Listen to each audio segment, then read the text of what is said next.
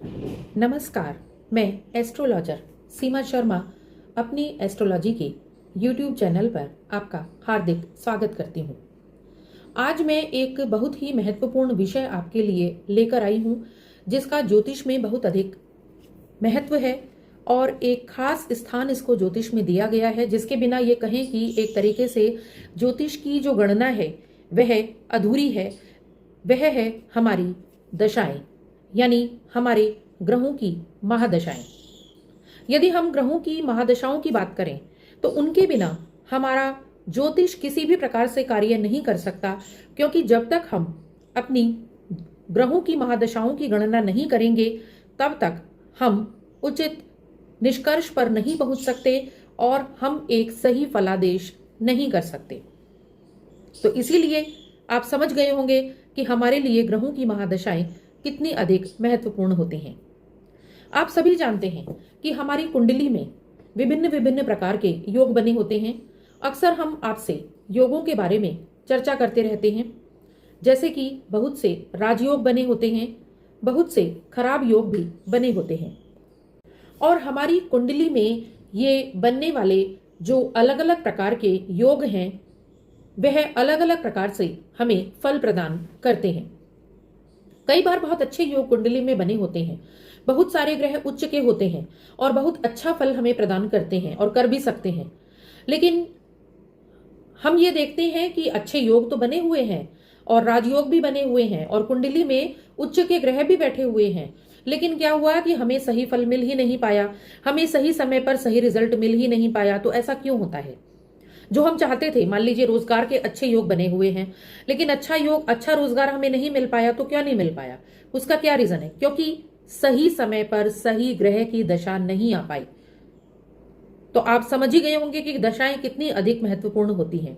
आप सभी जानते हैं कि हमारे कुंडली में जिन ग्रहों की हम चर्चा करते हैं, कुल मिलाकर 9 ग्रह हमारे ज्योतिष में माने गए हैं और 9 ग्रह हमारे जीवन को प्रभावित करते हैं। और इन 9 ग्रहों की दशाएं हमारे जीवन में एक के बाद एक आती रहती हैं और चलती रहती हैं। कैसे शुरू होती हैं ये? जिस समय हमारा जन्म होता है, हमारे जन्म के समय जो नक्षत्र एक्टिवेट होता है, उस नक्षत्र के हिसाब से जिस ग्रह से रिलेटेड वह नक्षत्र होता है, उस ग्रह की महादशा हमारे जीवन में स्टार्ट हो जाती है। और कितनी होती है यह नक्षत्र के चरण पर निर्धारित होता है। हर नक्षत्र के 4 चरण होते हैं। यदि चतुर्थ चरण में हमारे किसी नक्षत्र के, मान लीजिए चतुर्थ चरण में हमारा जन्म हुआ या किसी बच्चे का जन्म हुआ, तो इसका मतलब जिस ग्रह का वो नक्षत्र है, उस ग्रह के जो 3 फेज हैं वह, यानी 75% जो दशा है वह अपने जन्म से पहले ही भोग कर आ चुका है। और जो 25% बची है उस नक्षत्र के ग्रह की दशा, वह उसको जन्म से स्टार्ट हो जाती है, जन्म से उसको भोगनी पड़ती है। तो यह सब हमारे नक्षत्र पर डिपेंड करता है कि कौन से ग्रह की महादशा हमारे जीवन में स्टार्ट होगी। और आप एक बात का और ध्यान रखिएगा कि इतने सारे जो ग्रह हैं, 9 ग्रहों की जो महादशाएं हैं, यदि सबको कैलकुलेट करें तो कुल मिलाकर यह पूरी महादशा का जो चक्र है वो 120 वर्ष का माना गया है। अब आप समझ सकते हैं कि 120 वर्ष कितना लंबा समय होता है। कोई भी व्यक्ति 120 वर्ष नहीं जी सकता। तो जब कोई व्यक्ति 120 वर्ष की आयु नहीं जी सकता, तो इसका मतलब यह है कि सभी ग्रहों की महादशाएं हर व्यक्ति के जीवन में नहीं आ सकती। यानी कुछ सेलेक्टेड ग्रहों की महादशाएं ही हमारे जीवन में आती हैं, जिनमें कुछ ग्रह तो ऐसे हैं जिनकी 20 वर्ष, 18 वर्ष, 19 वर्ष दशाएं चलती हैं, जैसे शुक्र है और आपका राहु है, शनि है, इनकी लंबी दशाएं चलती हैं। तो यदि ऐसे किसी ग्रह की दशा आ गई तो समझो कि 19-20 वर्ष आपके चले गए। 20 वर्ष की शुक्र की महादशा होती है तो 20 वर्ष आपके चले गए। तो क्या होगा कि जब शुक्र की महादशा चल रही होगी, चलिए शुक्र तो फिर भी शुभ ग्रह है, जब उसकी महादशा चलेगी तो कुछ ना कुछ शुभ प्रभाव आपको दिखाएगा अवश्य।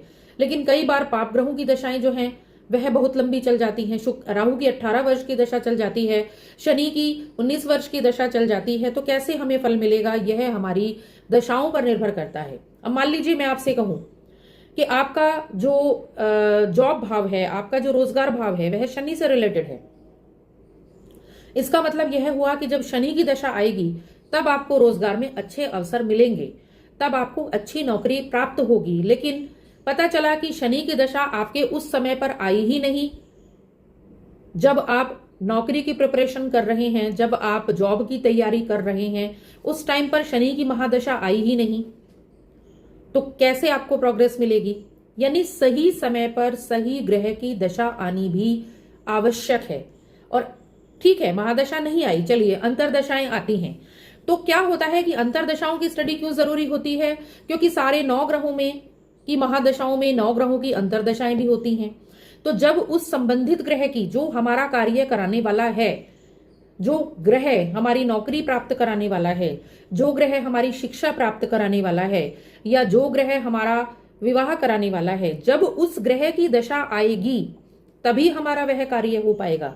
इसीलिए सिर्फ योग बनना काफी नहीं है, दशा का आना भी बहुत अधिक जरूरी है। और इसी को भाग्य बोला जाता है। क्योंकि सभी कहते हैं कि जब समय आएगा तो कार्य अवश्य होगा, या इंसान का वक्त जरूर बदलता है।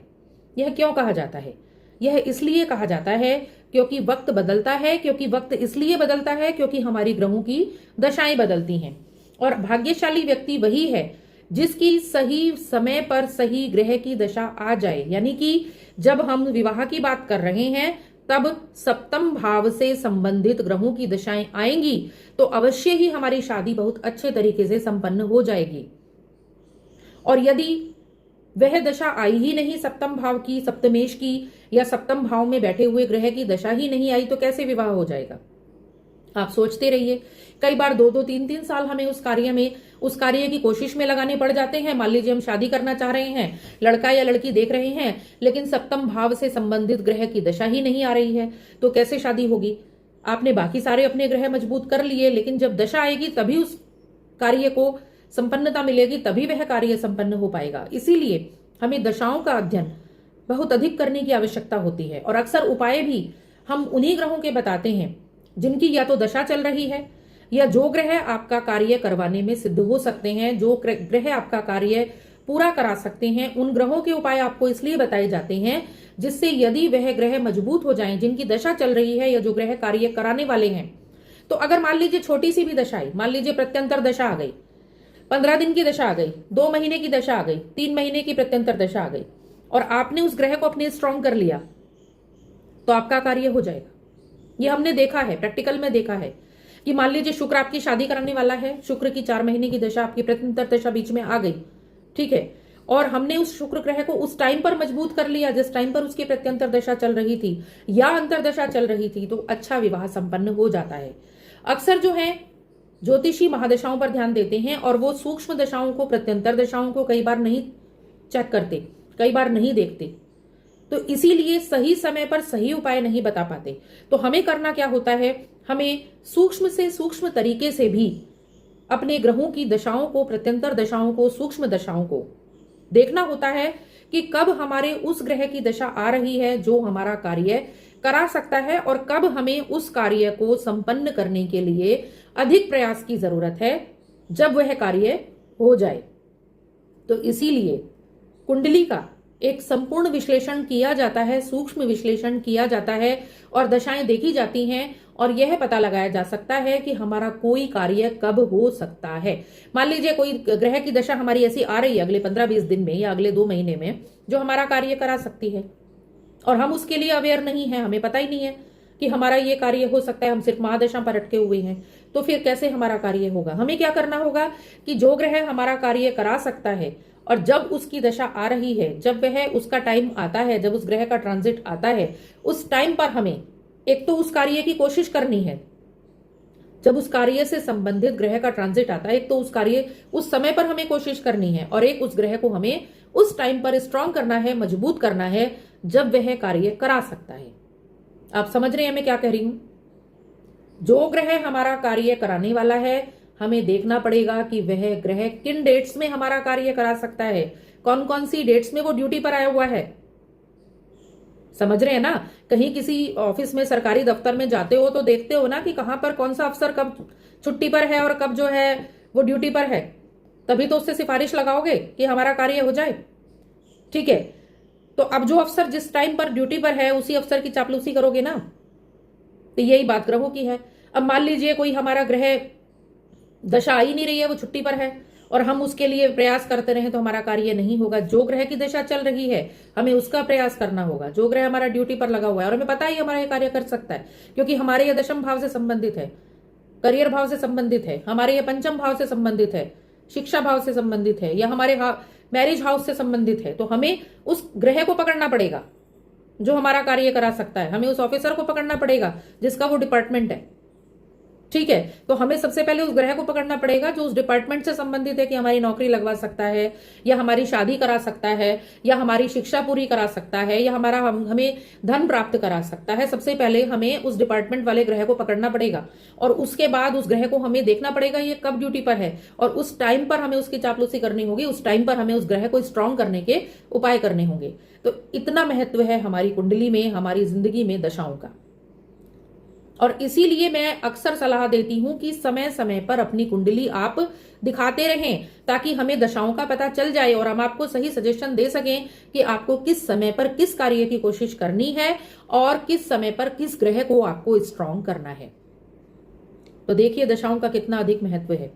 आशा करती हूं कि आप मेरी बात अच्छे तरीके से समझ गए होंगे। सिर्फ योग बनना ही पर्याप्त नहीं होता, बल्कि उचित समय पर उचित दशाओं का आना भी जरूरी होता है। तो आशा करती हूं कि आप इस बात को समझकर अपनी कुंडली का एक सटीक विश्लेषण अवश्य कराएंगे। हमारा जो कॉन्टैक्ट नंबर है हमारे डिस्क्रिप्शन बॉक्स में दिया होता है। आप कभी भी अपनी कुंडली से रिलेटेड क्वेश्चंस रख सकते हैं, पूछ सकते हैं। प्रार्थना है ईश्वर से, आशा करती हूं कि आप सभी खुश रहेंगे और स्वस्थ रहेंगे। और हाँ, चैनल को सब्सक्राइब जरूर कीजिएगा और साथ ही आप लाइक को भी बटन को प्रेस कीजिएगा, जिससे आपको हमारी बेल आइकन को भी प्रेस कीजिए, जिससे आपको हमारी नोटिफिकेशंस मिलती रहें। धन्यवाद।